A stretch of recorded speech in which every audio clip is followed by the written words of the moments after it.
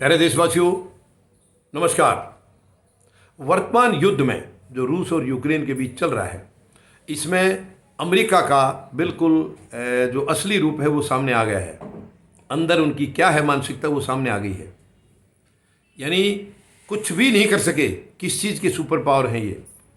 Super power तो वो होता है जो सबको प्यार से हर चीज़ के बारे में समझाए, सबके नफ़े नुकसान के बारे में समझाए और युद्ध जैसी स्थिति को रोके। सुपर पावर इसलिए नहीं होता है कि वो सबको तबाह कर दे या सबको अपने हाथ के नीचे ही रखना चाहे। वो नहीं होता सुपर पावर। सुपर पावर का मतलब है कि बाकी सब उससे भय भी रखें और उसका मान सम्मान भी करें और उसकी बात भी मानें। तो वर्तमान में अमेरिका का जो औकात है, देखिए, मैं इसमें कोई किसी को भड़काने के लिए नहीं कह रहा हूँ, लेकिन ये सामने आ गया है। अमेरिका का कोई रोल इस युद्ध के अंदर नहीं रहा है, कोई रोल नहीं रहा है। और अब उसने ये कहा है कि हमारे पास रूस के खिलाफ जो युद्ध तोड़ने के नियम हैं वो उनके पुख्ता सबूत हैं।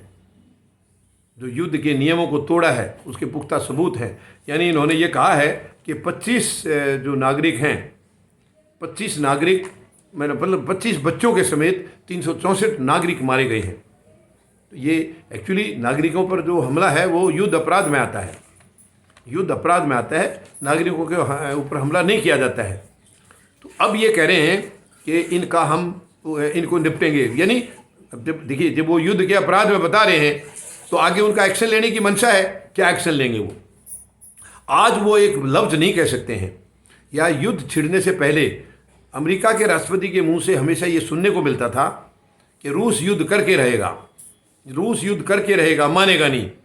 तो तुम क्या कर रहे हो भाई? करके रहेगा तो रोको ना।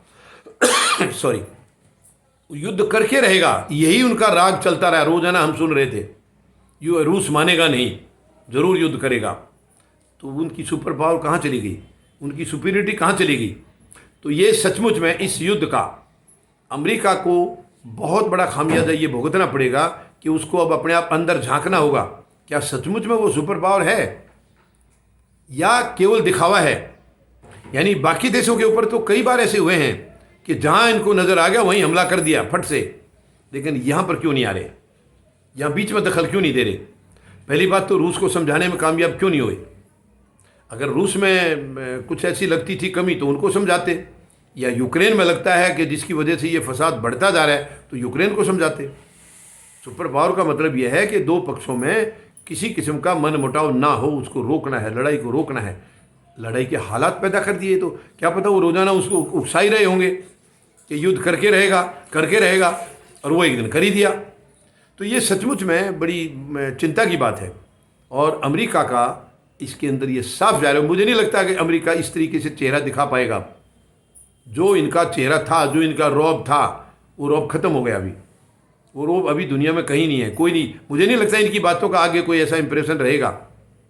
सुपर पावर होने का मतलब संसाधन आप हैं और आप किसी को उड़ा ही देंगे, बम से उड़ा दें कुछ भी, वो तो फिर जिसके पास नहीं है उसको तो जब मर्जी उड़ा लो। लेकिन सुपर पावर का मतलब यह है कि उसके इम्प्रेशन का, उसकी बातों का, उसके करेक्टर का सबके ऊपर असर पड़े और सब उसकी बात माने। ये है असर। वो तो नहीं हुआ है। इतनी गंभीर लड़ाई आज जो चल रही है, आज 12 दिन हो गए हैं और अमेरिका के राष्ट्रपति लाचार होकर के देख रहे हैं। पहले तो लाचार थे ही, रोक नहीं सके, और आज 12 दिन से भी वो लाचार हैं, कुछ नहीं कर रहे हैं। और यूक्रेन को जो है ना, उम्मीदें दिखाते रहे और आज उसके साथ कोई भी नहीं है। आज वो अकेला खड़ा है।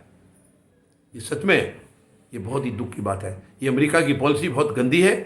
यानी उनको धकेल दिया और आज तमाशा देख रहे हैं। ऐसा नहीं करना चाहिए, सरेआम धोखा है।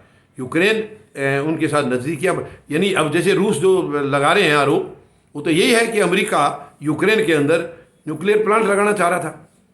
तो फिर आज कम से कम उसकी मदद तो करो, उकसा तो दिया उसको लड़ाई में तो धकेल तो दिया, तो उसकी मदद तो करो। आज मदद के लिए वहाँ कोई नहीं है। बहुत दुख की बात है, बहुत शर्म की बात है। धन्यवाद। जय जवान, जय किसान, जय हिंद।